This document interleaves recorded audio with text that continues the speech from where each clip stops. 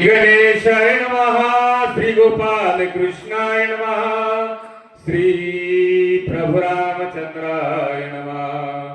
सतसंगेधरा सदर भूते वागितो निरंतर, सांडून कठीणत्वा प्रकार मृदू अरुवार सोय झाली। श्री गणेशाला वंदन, सरस्वती मातेचं स्तवन, मातृ पितृ देवो भव, आचार्य देवो भव, श्रोते सज्जन वर्ग। कथेचं अनुसंधान सांगण्यापूर्वी दातपूर करांचं मी आभारी आहे, कारण वेळेत बरोबर हा अध्याय चालू झालेला आहे। कारण कधी काही वेळेला काय होतंय,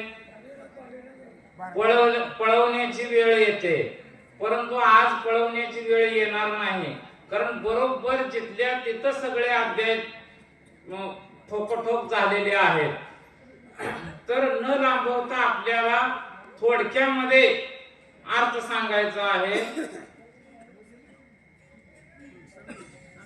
गुरुतुल्य महाराज जे पंड महाराज आहेत, त्यांनी पाठीमागे एक ओवी सांगितलेली होती की भरतानं जो नंदीग्राम तयार केलेला होता तो हनुमंतरायांनी पाहिला। काय पाहिलं? सगळीकडे राम राम राम राम ऐकू येत होत, आणि ते राम राम राम ऐकू येत होत। हे का सांगायला लागलो? तर एकमेकाला साखळी गुंफण आहे या 42 ओव्यांची। कारण राम राम ऐकू येत होत, त्याचा परिणाम काय झाला?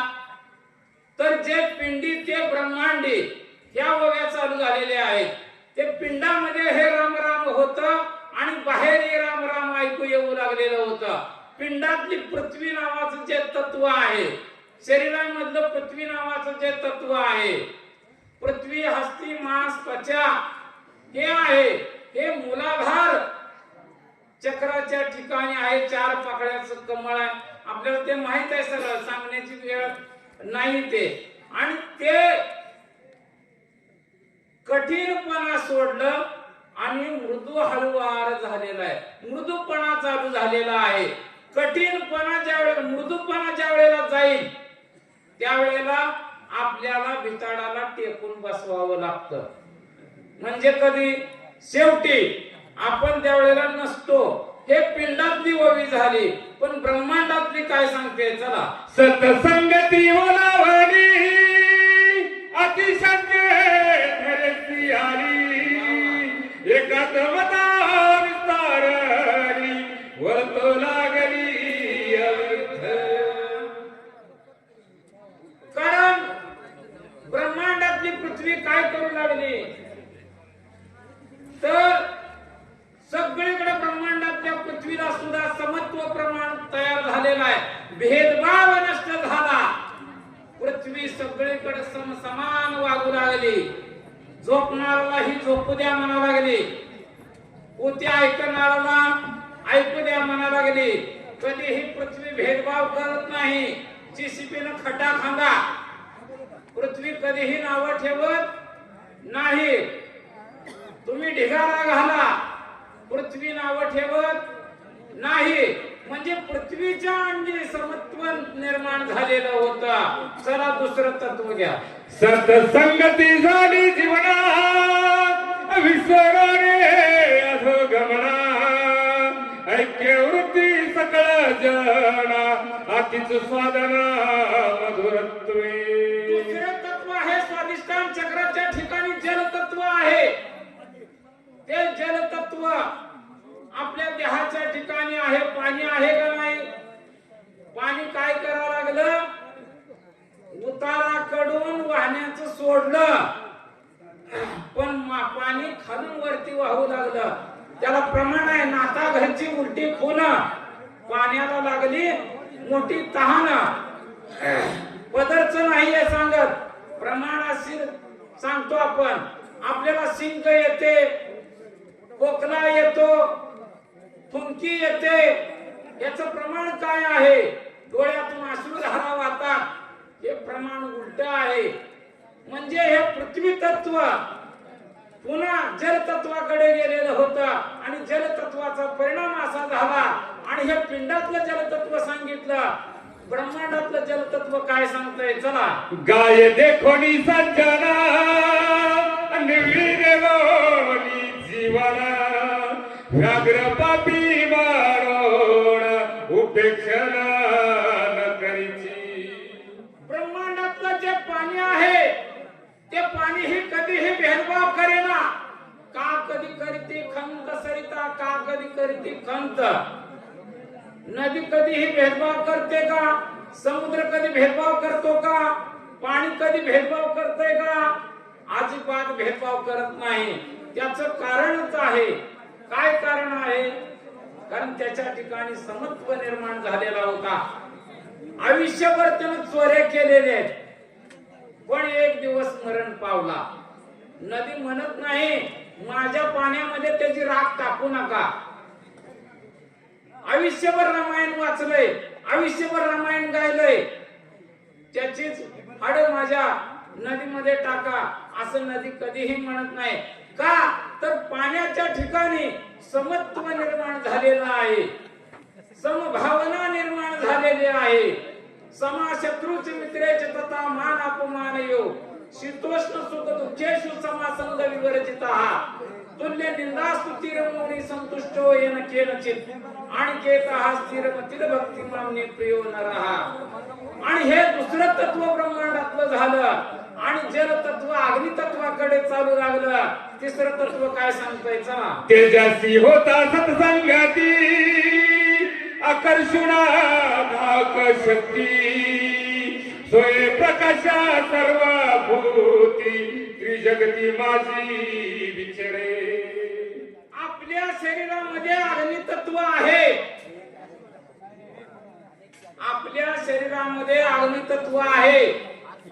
म्हणजे अग्नि तत्व आहे म्हणूनच आपल्याला राग येतो. क्रोध नावाचं जे गुणधर्म आहे ते अग्नि तत्व आहे.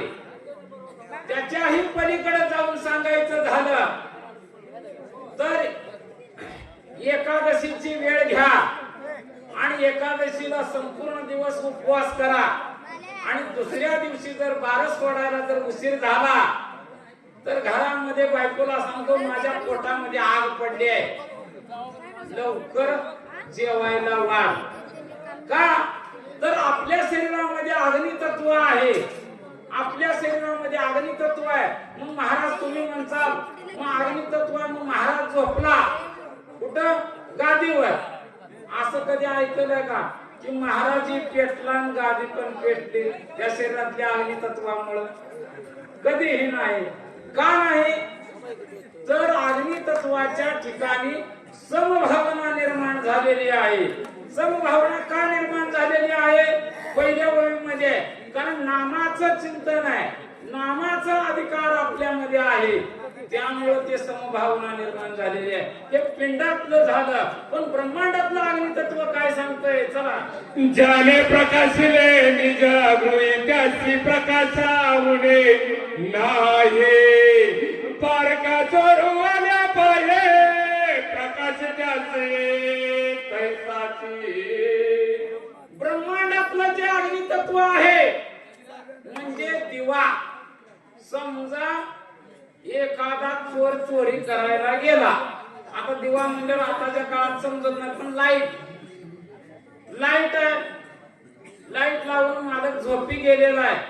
ज्ञानेश्वरी वाचून झोपी गेलाय. चोर आला, दिवा म्हणत नाही किंवा लाईट म्हणत नाही आमचा महाराज ज्ञानेश्वरी वाचलाय, तू अजिबात तिथं चोरी करू नको म्हणत नाही. का म्हणत नाही? कारण त्या दिव्याच्या ठिकाणी त्या लाईटीच्या ठिकाणी समभावना आहे, भेदभाव अजिबात नाही. तुमचं कर्म तुम्ही करा, मी फक्त साक्षीला राहणार. वायू सत्संगा लागला चंचल तो आपले विसरला योगीश्वरा बेटाला निश्चय झाला निज रूपे. पृथ्वी तत्व जल तत्वाकडे गेलं, जल तत्व अग्नि तत्वाकडे गेलं, अग्नि तत्व वायू तत्वाकडे गेलं. म्हणजे वारा. वायू तत्व म्हणजे वारा. आपल्या शरीरामध्ये वारा आहे. आणि आपल्या शरीरातला वारा ज्या वेळेला निघून जाईल त्यावेळेला बाहेरचा वारा घालावा लागतो. ज्या वेळेला आपल्या शरीरातला वारा निघून जाईल त्यावेळेला बाहेरचा वारा घालावा लागतो. कारण का आबा आता हुतावती कुठं गेला, आबा तर तिथंच आहे, परंतु आतला वारा निघून गेलेला असतो, बाहेरचा वारा घालावा लागतो. परंतु भरताच्या त्या ठिकाणी समभावना निर्माण झालेली होती.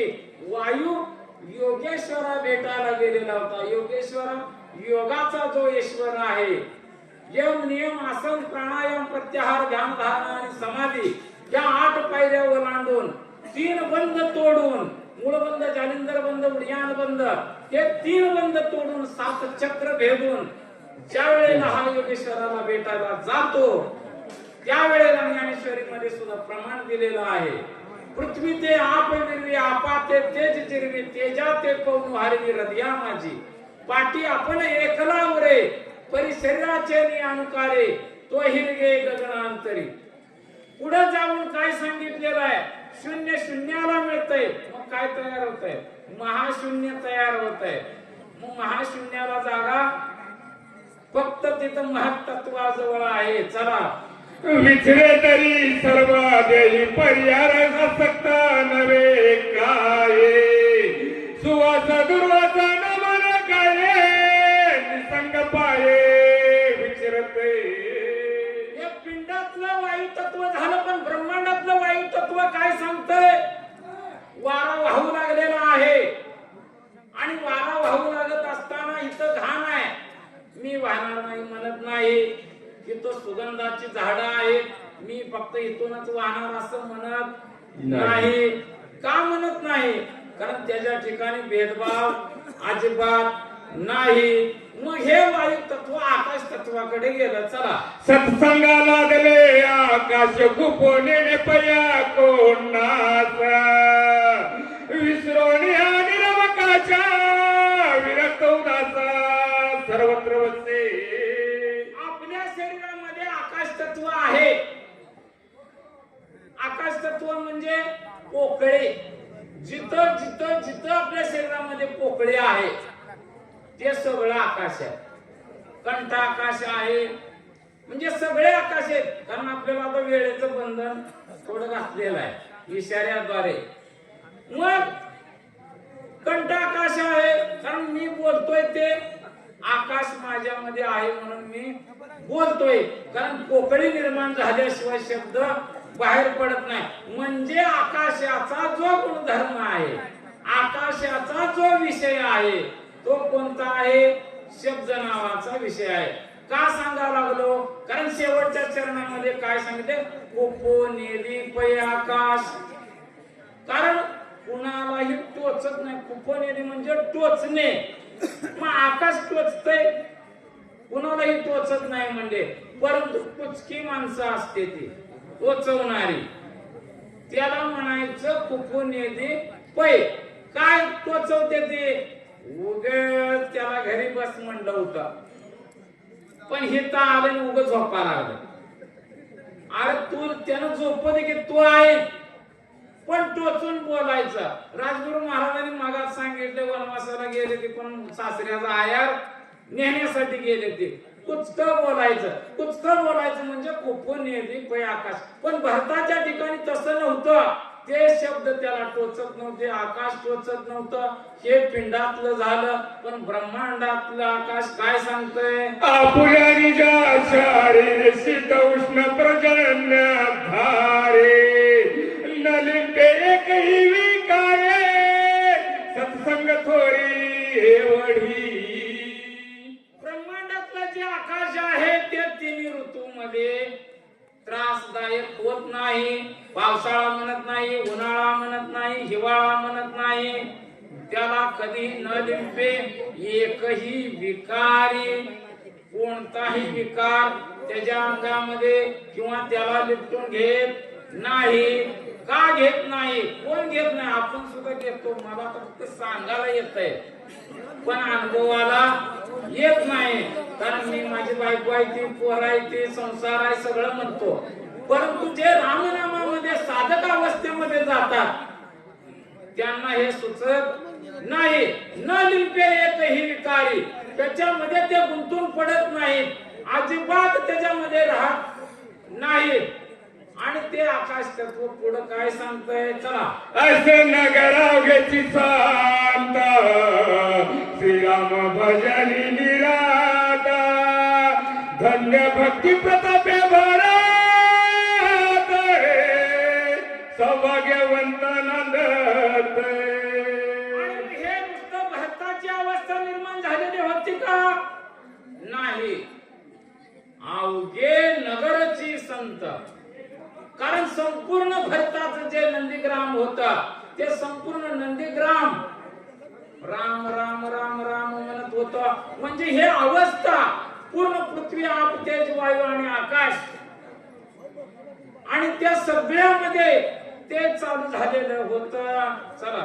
कोणाही नाही दुर्दशा, कोणी नवती हीनमानसा, श्रीराम भजने उल्हासा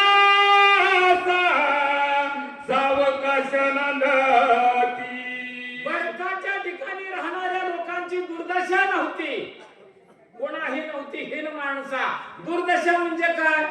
किती वेळा जन्मा यावे, किती वेळा व्हावे फजित, ही आपली दुर्दशा आहे. मानव देह नकोय. का नकोय? नाशिवंत देह जाणार सकल. कारण आपला देह नासका आहे, तरी पण आपण माझं काबाड वजन, माझी बायका पोर ही हायची नुसती चोर. पण एवढं माहित असून सुद्धा आपण त्याच्या पाठीमागे धावतो. पण इथं तसं नव्हतं. कारण भरताच्या ठिकाणी कोणाही नव्हती दुर्दशा, कोणाही नव्हती हीन माणसा. हीन माणसा, हिनकट माणसं नव्हती, हिनवणारी नव्हती, दुखवणारी नव्हती. चला. उदिम एक मोहरा करणे, अक्षरांचे खरे नाणे, जैसे देणे तैसे घेणे, कोणाही उडे असेना. हे का बरं हीन माणसं नव्हती, हिनकट माणसं नव्हती? त्याच्या मागचं कारण आहे. कारण त्यांच्याकडे व्यापार होता. कोणता व्यापार होता? एकच देणे, एकच घेणे. मग काय घेत होते? रामच रामच घेत होते. लहू जावळे. आणि त्याच्या पलीकडे त्यांना दुसरं काही सुचत नव्हतं. चला. लहू जावळे शिरापूर. एकची वस्तू देता घेता, एका बोलाची करता, एका वाचून सर्व तुझी वार्ता सेना. एकच वस्तू देत होते, एकच वस्तू घेत होते. गोविंद दिला तर गोविंदच घेत होते, विठ्ठल दिला तर विठ्ठलच घेत होते, राम दिला तर रामच घेत होते. दुसरं काही तिथं अजिबात नव्हतं. म्हणजे असा त्यांचा व्यापार नंदीग्रामातल्या लोकांचा होता. चला. तुझे पहिले देतात तपू पारे तत्काल, सर्वस्व नेतान लगे पाळे, घेऊन सबळ जाता से. तुझेपणाचे दलाल. दलाल हा शब्द लहू जावळे नाहीत का? लहू जावळे. दुजेपणाचा दलाल हा शब्द वापरला गेलेला आहे. कारण दुजेपणाचा भवन आबा काळे, फुलचिंचोली. भवन आबा काळे. दुजेपणाचा दलाल हा शब्द का वापरला गेलेला आहे? कारण दलाल काय करतो? बाजारामध्ये गेल्यानंतर स्वतःच पदरच काही आणत नाही, घेणाराचही लुबाडतो आणि विकणाराचही लुबाडतो. स्वतःच भांडवल त्याच्याजवळ नव्हतं. पण दुजेपणाचे दलाल. पण इथं दुजेपणा, दुसरा दुजा भाव करणारे दलाल लगेच ठपू पाये त्यांना अडवण्याचा प्रयत्न तिथल्या भरतनगरीच्या लोकांना करत होते. परंतु भरतनगरीचे लोक त्यांना शरण जात नव्हते. चला.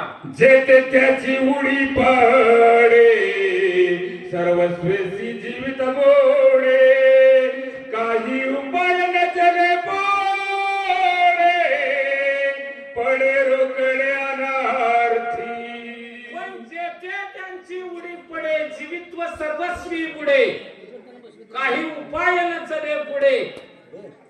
कारण का हे दलाल कसे होते तर त्यांची उडी पडली की सर्वस्व बुडून जाण्याची वेळ त्यावेळेला येण्यासारखी होती.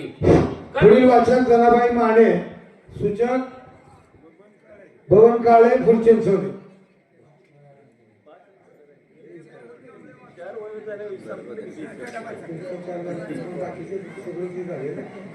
अंगळू मंगळू नंदबाशा सवेग निवटू पाहे गसा प्राणिया नगळेचा दलाला साधताचा. मग तिथं दलाल कसा होता? अंघोळ मंगळ नंद भाषा. अंघोळ म्हणजे 8 आणि मंगळ म्हणजे 10. हे प्रमाणाशिरी मी सांगतो का पूर्वीचा जर हरिविजय ग्रंथ काढून पाहिला त्याच्या खाली नोट दिलेले म्हणजे माहिती दिलेली आहे. काय अंघोळ म्हणजे 8 आणि मंगळ म्हणजे 10.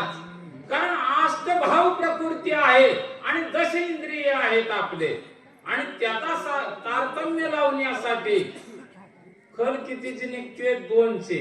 आणि त्या 2ची खल निघत असताना आपल्याला त्या ठिकाणी जर दलालाच्या स्वाधीन व्हायचं नसेल तर राम नावाचे 2 अक्षर फक्त तिथे लावावे लागतात आणि 2 राम नावाचे अक्षर लावले की आपण त्या सापड्यामध्ये सापडत नाही. चला भरत नगरी लोकांच्या दूर सोयवतीने एकांगवीर होता द्वैताचा संचार वृत्ती सत्वर पण भरत नगरीचे लोक कसे होते?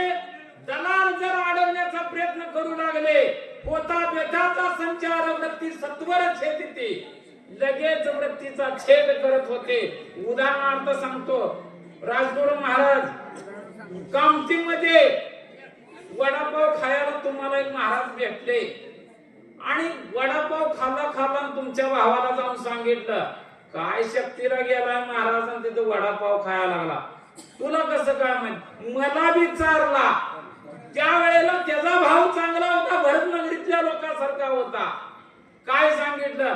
अरे माझ्या भावानं भजी खाल्ली ती पण पोट तुझं का दुखा लागलंय. चला एक एक उडी मारता काही सगळी आकाशा द्वैताची देते कोणदाशा परम परेशा विनटले.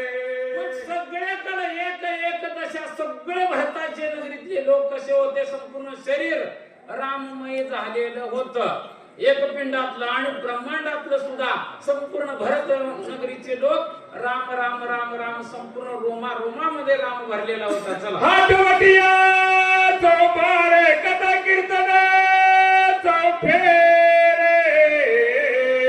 गाता राम कीर्ती गजारे अंबर धरे तुषारी. आणि मग तिथं भरत नगरीच्या लोकांमध्ये हाटवटिया कीर्तने वट्यावर कट्ट्यावर सगळीकडे कीर्तन होऊ लागलेले होते. का होऊ लागलेले होते? एकट्या भरतानं मोगरा फुलला फुले वेचता भरवा म्हणजे सगळीकडे कीर्तन चालू होते. परंतु आपल्या शरीरामध्ये सुद्धा हट्टे कट्टे वट्टे जे आहेत ते सगळीकडे राम राम राम राम हेच कीर्तन गाऊ लागलेले होते. चला आनंद भराताच्या माने गेले शून्यत्व बुडोने चैतन्य घन होणे निर्विकार जने सुस्थिर. आनंद भरताच्या मने गेले शून्यत्व बुडवणे. भरताच्या ठिकाणी आनंद तयार झालेला होता. अन्नमय कोश, प्राणमय कोश, विज्ञानमय कोश, मनोमय कोश आणि आनंदमय कोश. या आनंदमय कोशाच्या पलीकडची अवस्था निर्माण झालेली होती आणि त्याचा परिणाम काय झालेला होता, गेले शून्यत्व बुडून. शून्यत्व बुडून गेले म्हणजे माया संपलेली होती. माझं मी तूपणाची झाली बोलवण. कोणीही तिथं राहिलेलं नव्हतं. माझं तुझं काही उरलेलं नव्हतं. फक्त एकटा राम राम रामच उरलेला होता. घ्या गरजेचा राम नामे कल्लोळे गगनावघ्याचे बहुरे मोक्ष फळे लग्न आले ऐक्य झाले हरिरंगे. ही शेवटची ओवी आहे. गरजेचा राम नामे कल्लोळे. कारण एवढा कल्लोळ झाला, एवढा गगनामध्ये कल्लोळ झाला, भारताच्या ठिकाणी राम नामाचा कल्लोळ झाला. पहिली ओवी महाराजांनी सांगितलेली आणि हे 41वी ओवी. या दोन ओव्या नामाला सुरुवात झालेली आहे आणि नामावर आणून सोडलेला आहे. परंतु दुसऱ्या ओवीपासून 40व्या ओवीपर्यंत फक्त हे तत्वज्ञान गावबा काकाने आपल्याला सांगितलेलं आहे. मग ह्याचा अर्थ काय आहे तर ज्ञानेश्वरीमध्ये प्रमाण आहे. ज्ञान देवे पुषे निवृत्तीशी चाड गगनाहुनी वाढ नाम आहे. फक्त नाम हे सर्वश्रेष्ठ आहे एवढंच सांगण्यात आलेलं आहे. घ्या गोविंद. देखता नगरवरो तांता कपी स्वानंदे ढोलता पुढे देखील भरते अति विस्मित तोय झाला. श्रीराम जय राम जय जय राम. मग एवढा सगळा प्रकार झाला. एवढं सगळं साधक अवस्थेमध्ये हनुमंतरायानं भरताला समोर पाहिलं आणि आश्चर्यचकित हा भरत बघू लागला. आश्चर्य झालं भरताला. पुढे काय करतात ते पुढचे महाराज सांगते.